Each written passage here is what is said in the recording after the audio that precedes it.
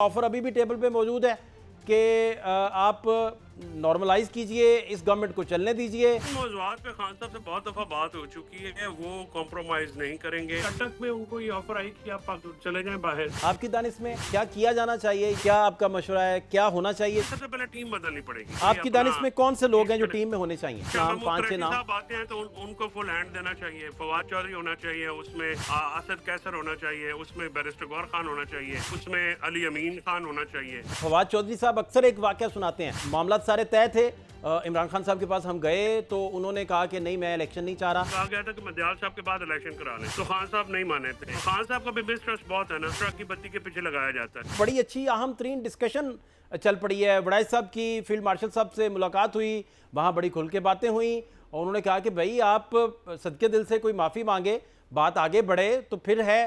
फिर उन्होंने आज के कॉलम में भी लिख दिया कि भाई ये तो ऑफ़र अभी भी टेबल पे मौजूद है कि आप नॉर्मलाइज कीजिए, इस गवर्नमेंट को चलने दीजिए और फिर अगला जो इलेक्शन आना है उसके फ्री एंड फेयर होने का पूरे से आप कोशिश कीजिए कि वो फ्री एंड फेयर हो।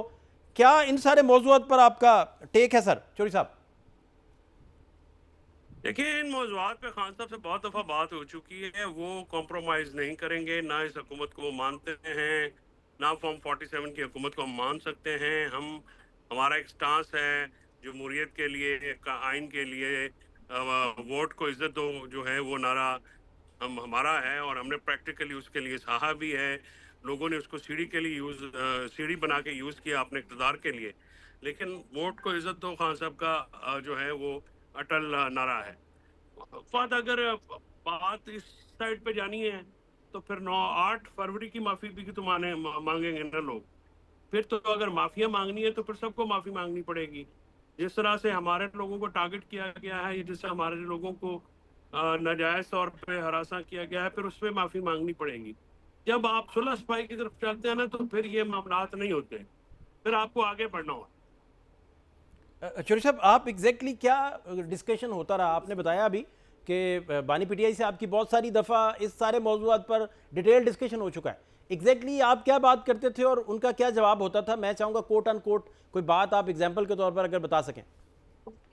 नहीं, खान साहब ने ये कहा कि ये पहले तो सबसे पहले अटक में उनको ये ऑफर आई कि आप चले जाएं बाहर और बस खामोश होकर बैठ जाएं। तो आप जिस मुल्क में जाना चाहते हैं, तो उन्होंने कहा कि तब उन्होंने इनकार किया। फिर उसके बाद ये जनवरी 2025 में जब बनी गाला शिफ्ट करने की बात हुई तो तब उन्होंने कहा कि देखिए, मैंने बड़ी सजाएं भुगतनी है, मेरी फैमिली ने भी, और सबसे पहले मेरे कारकुनान को आप रहा करें, मेरे जो लीडरान हैं उनको आप रहा करें, फिर मेरी बात करेंगे हम बाद में। तो ये जो सिलसिला है ये कोई पहली दफ़ा नहीं है। ये बात जो है सुहेल उड़ाई साहब ने लिखी है, ये सुहेल उड़ाई साहब के कलम से शायद पहली दफ़ा आई है, लेकिन ये बातें तो ऑलरेडी होती भी रही हैं।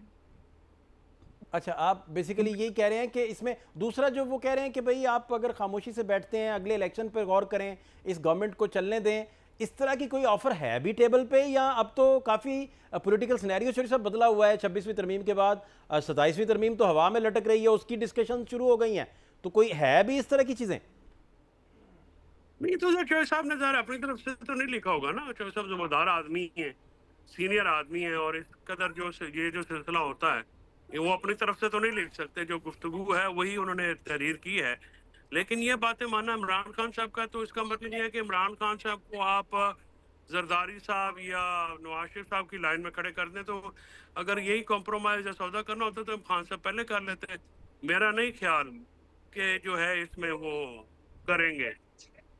अच्छा, दूसरा इरफान सदीकी साहब का बड़ा इंपॉर्टेंट स्टेटमेंट आया है, वो बेसिकली जिस तनाजुर में है वो ये तनाजुर है कि पूरी ग्रिप सिस्टम के ऊपर नवाज शरीफ साहब की है। वो कहते हैं कि एक लम्हा नहीं लगाएंगे शहबाज शरीफ साहब, अगर नवाज शरीफ साहब उन्हें ऑर्डर कर दें तो वो तो असेंबली डिसॉल्व कर देंगे, एक सेकंड नहीं लगाएंगे।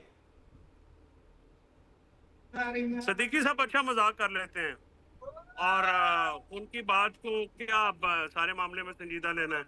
हाँ, नवाज शरीफ साहब कॉम्प्रोमाइज करके आए हैं। नहीं, आप बेसिकली कह रहे हैं कि ग्रिप पूरी के सिस्टम के ऊपर नवाज शरीफ साहब की कोई ग्रिप नहीं है।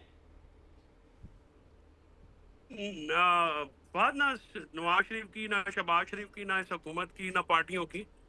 गिरफ्त जिनकी है वो नहीं की है, ये बाकी हैं हमें सकानियाँ हैं। ये तो हैं हुकूमत कर रहे हैं, सियासत ये कर नहीं पा रहे हैं, सियासत में फेल हो गए हैं। دیکھیں نا, حکومت کرنا اور چیز ہوتی ہے اور سیاست کرنا اور چیز ہوتی ہے. یہ لوگ شاید حکومت تو کر پا رہے ہیں لیکن سیاسی طور پہ تو ناکام ہو گئے ہیں نا. اچھا پھر انہوں نے کہا ہے کہ جو بھی مشورہ دے رہا ہے عمران خان صاحب کو کہ آپ لڑائی کرتے رہیں, جیل سے باہر نہ آئیں, وہ اس وقت کا, اس دور کا تارا مسیح ہے. وہ چاہتا ہی نہیں ہے کہ بھئی یہ مصالحت کی طرف بات جائے, پولیٹیکل سسٹم کا وہ حصہ بنے. پھر انہوں نے مثال دی کہ سسٹم تو افورڈ ہی نہیں کر سکتا کہ دوسرا بھٹو دیکھے. اس طرح کی باتیں بھی ڈسکشن میں. اس پہ کیا ٹیک ہے آپ کا؟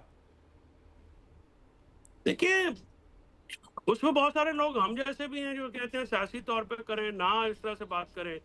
تو یہ تو کہنا غلط ہوگا نا کہ وہاں پہ سارے لوگ ایک جیسے ہی ہیں. ایسی تو نہیں ہے. جو موجودہ ٹیم ہے خیر اس کی تو سرکت ہی کوئی نہیں ہے. جو پولیٹیکل سکیم ہے, اس سکیم اور ٹیم کے ساتھ تو خان صاحب نہیں نکل سکتے. یہ تو میرا کیٹیگوریکل ویو ہے. میں بہت دفعہ آپ سے پہلے بھی بات کر چکا ہوں. ابھی میں کہتا ہوں دیکھیں, پولیٹیکل طریقے کا جو معاملات ہے وہ پولیٹیکل طریقے سے حل ہونے ہیں.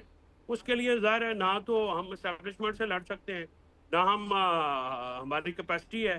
یہ تو جو بھی کہتا ہے وہ فضول بات کہتا ہے نا, چاہے وہ پارٹی میں سے کوئی کہتا ہے, فیملی میں سے کوئی کہتا ہے, جو بھی کہتا ہے. یہ چیزیں نہیں ہوتی. دیکھیں سیاستدانوں کو سیاست ہی کرنی پڑتی ہے, سیاستدانوں کے ساتھ مل کے کرنی پڑتی ہے.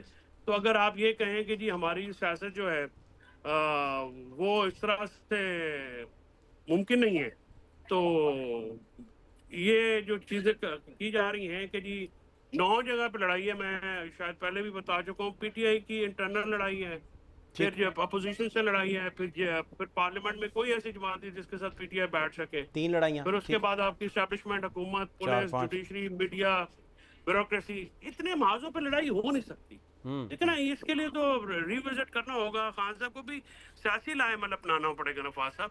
یہ جو بار بار ہم جو بے وقت احتجاج اور ناکام احتجاج کی کال دیتے ہیں, اس کا نقصان ہوتا ہے نا.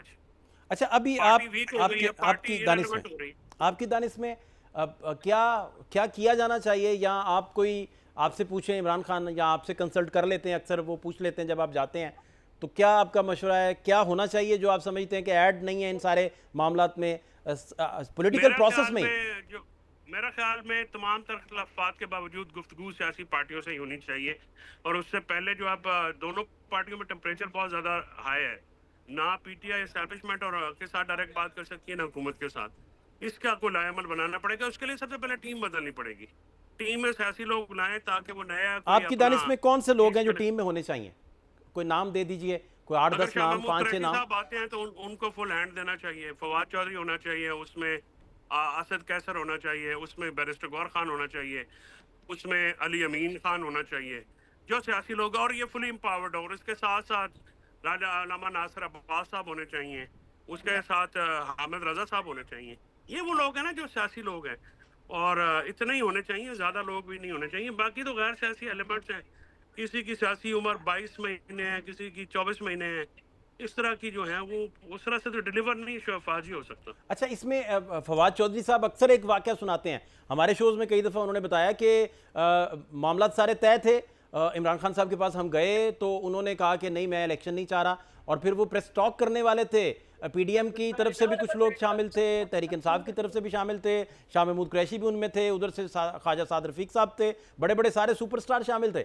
تو یکدم عمران خان صاحب نے, تو آپ کہہ رہے ہیں کہ یہ لوگ اگر مینڈیٹ لے کے بھی آئیں گے تو پھر ان کو مانا بھی جائے, ان کی بات سنی بھی جائے, بیسیکلی آپ کہنا یہ چاہ رہے ہیں. تو پھر تو کمیٹیاں یہ بنانے کا فائدہ کوئی نہیں ہے نا. پھر تو آپ سب کو جو وہی کریں گے نا, وہ تو پھر جو آپ بات کر رہے ہیں, جب الیکشن کی بات ہوئی تھی اور وہ کہا گیا تھا کہ مدیال صاحب کے بعد الیکشن کرا لیں, تو خان صاحب نہیں مانے تھے. یہ وہ قاضی فائز صاحب کے انہوں نے کہا تھا. یہ خان صاحب کا بھی مسٹرسٹ بہت ہے نا, وہ سمجھتے ہیں کہ ٹرک کی بتی کے پیچھے لگایا جاتا ہے. تو یہ خان صاحب کا کنسیڈرڈ ویو ہے. تو دونوں کے جو ٹرسٹ ڈیفیسٹ ہے, جو ایک دوسرے پہ یقین نہ ہونا, اس کو بریج کرنے کے لیے بھی تو کوئی بندہ چاہیے نا. اچھا بنیادی آپ بیسیکلی آپ کا فوکس اسی پہ ہے بار بار کہ بھئی ٹیم کی تبدیلی آئے, اس میں کوئی پولیٹیکل برین والے لوگ آئیں جو پولیٹیکل ڈسکورس کرنے کا فن جانتے ہوں تاکہ بات آگے بڑھ سکے بیسیکلی. ڈیفینیٹلی ادروائز تو سر ہوگا نہیں نا. دیکھیں نہ لڑائی کی کیپیسٹی ہے اس ٹیم میں, نہ سیاست کی کیپیسٹی ہے, نہ کوئی ایونٹ کریٹ کر سکتے ہیں.